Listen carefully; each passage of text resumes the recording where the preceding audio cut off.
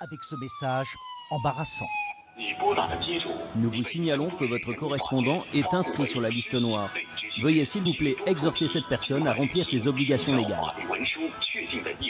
Le correspondant, c'est cet homme furieux. C'est la sonnerie de son téléphone. Elle lui a été imposée par l'opérateur et le tribunal. Il doit 2 600 € à un client.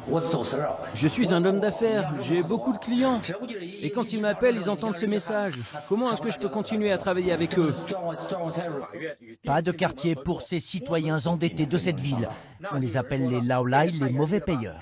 C'est une alerte pour que les laolai ne puissent plus escroquer d'autres gens. Ici, la méthode d'humiliation par téléphone existe depuis 2017. Mais dans cette autre ville, les mauvais payeurs se retrouvent par exemple dans ce cinéma en haut de l'affiche, avec nom, adresse et les sommes d'argent qu'ils doivent. C'est une question de principe. Il faut les dénoncer, ces gens-là.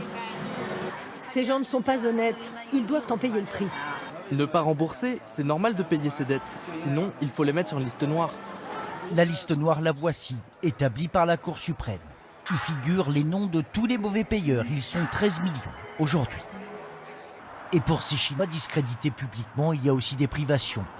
Impossible pour eux de prendre l'avion. Les autorités ont ainsi empêché 17 millions d'achats de billets l'an dernier. Pareil pour le train. Ils ne peuvent pas non plus acheter d'appartements ou encore contracter un prêt bancaire. C'est une mise au ban de la société. Il y a les mauvais et les bons citoyens qui, eux, peuvent être rétribués par des avancements de carrière ou par exemple des réductions dans les transports publics. C'est ce que le gouvernement chinois appelle le crédit social, la note citoyenne, un système qui sera étendu à tout le pays en 2020.